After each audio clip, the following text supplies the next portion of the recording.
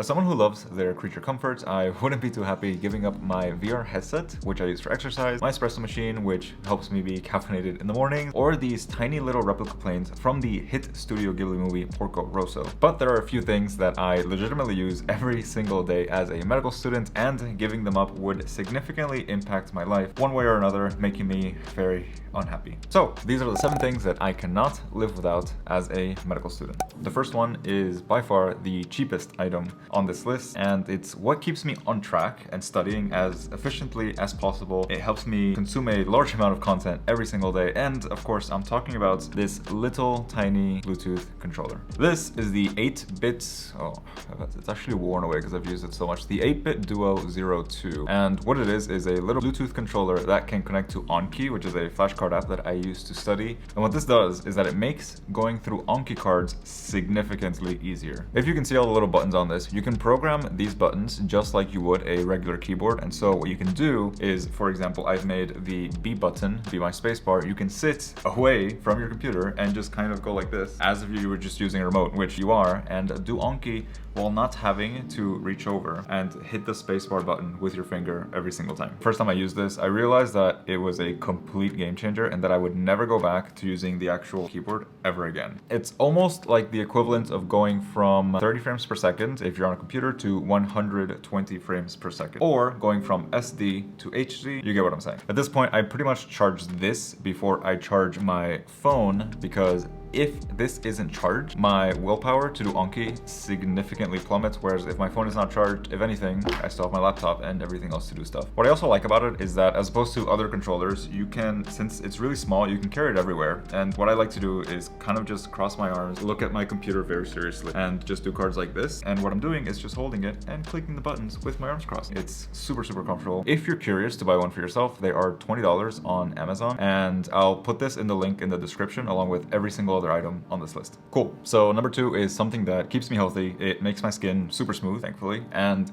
it also keeps me energized throughout the day. And I'm talking about my water bottle. I saw a blog post the other day that said about 70% of Americans live chronically dehydrated from just not consuming enough water in their daily diet. And then later I did a quick search in the National Library of Medicine and noticed that this may or may not be true, but the fact remains that around 60% of our bodies is made up of water. And throughout the day, you lose quite a bit of it. Every single time you breathe, every single time you go to the bathroom, every single time you sweat even a little bit, you're losing little bits of water throughout the entire day. And if you're not replenishing that, it can become an issue. To prevent myself from feeling like a cactus, I do drink 3 of these entire bottles a day. This bottle is 21 ounces, and as I was doing research for this video, I found a fancy calculator that I'm going to put in the description below, but essentially it takes your height, your weight, and calculates how much fluid you should be consuming to replenish what you theoretically lose throughout the day. And for me, consuming 3 of these is equivalent to,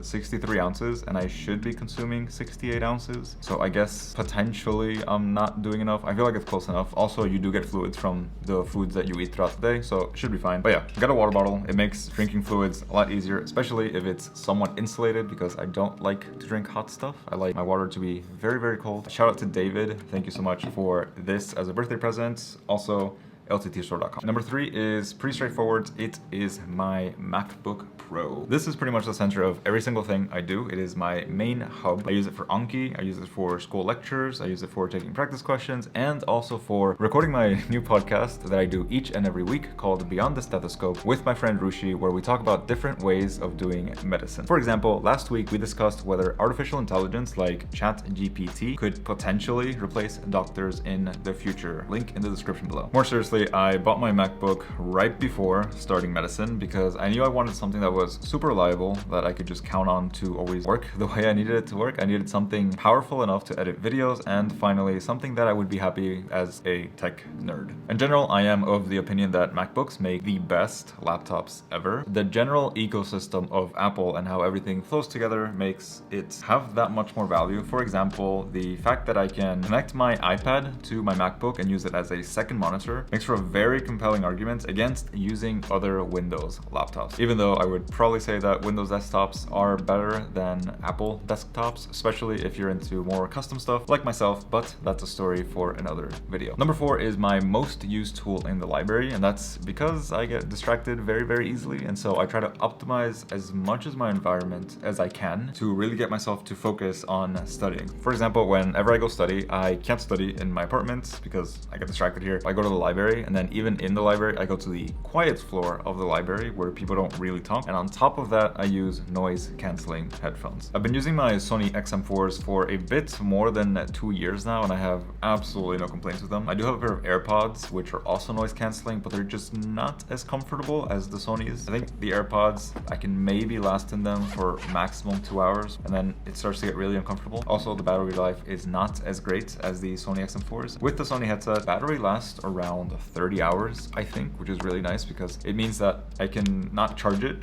as much as I should. I can go a few days without even charging the headset back up. It also charges super quickly, which is awesome. At this point, I pretty much just take them wherever I go, if I'm traveling or if I'm just, studying at school. I would strongly recommend getting a pair of noise cancelling headphones, and also strongly recommend the Sony XM4s.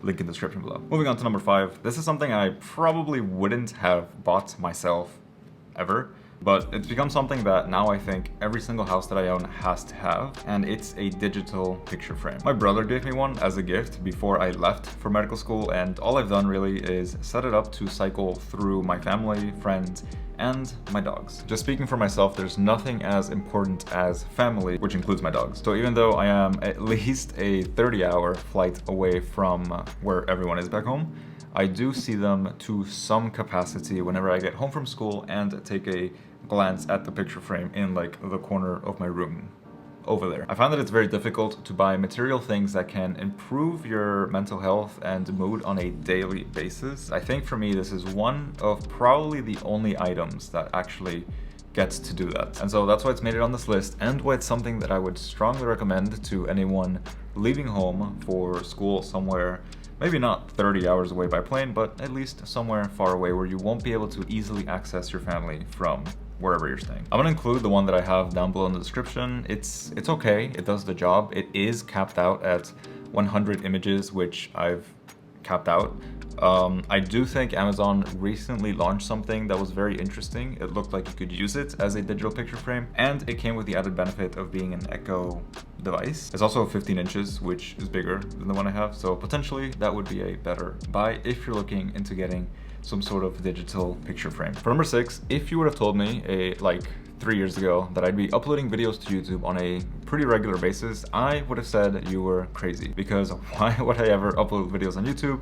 That's super scary. Oh my god, I would never want to do that. But over the past 2 years where I've been uploading videos and I've been taking pictures wherever I travel, it's been really enjoyable, and it's something that I've grown to love. And because of this, my camera, my Canon, which I'm looking at right now, my Canon M50 makes this list. I've briefly touched upon this on my channel before, but one of my core beliefs is that if you're doing medicine, or if you're doing something else, whatever it might be that takes up a significant amount of your time, it's really important to at least leave some room for things like hobbies outside of whatever else you're doing. If we can start to think of our time in terms of investments, having 100% of your time invested into one single thing, for example, it could be work. Having 100% of your time be invested into work would make for a very unbalanced portfolio and an unbalanced life. When it comes to time, there's a bunch of things we can potentially invest money into. For example, we mentioned work.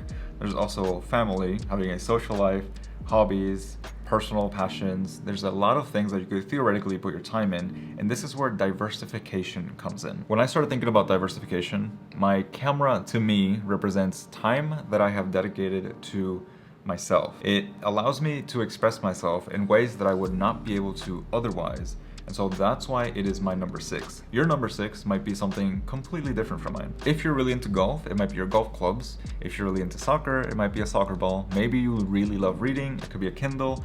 Whatever it is, the idea of this number 6 on my list and this talk about diversification and use of our time, it's to have something to remind yourself to have some me time. And I think that is very important. At least it is to me. Finally, for the last one, for number 7 of the 7 things that I cannot live without as a medical student, we have my personal assistant. I live a very busy life, and I was really on the fence about getting a personal assistant for a long time, but then when I got one and I finally pulled the trigger and bought an Echo Dot from Amazon, it was a game changer. And no, it's not a real life assistant, it's just an Alexa, and she's activating now because I've spoken the name, but that's fine. I was really hesitant to get an Echo Dot. I'm trying not to say the name.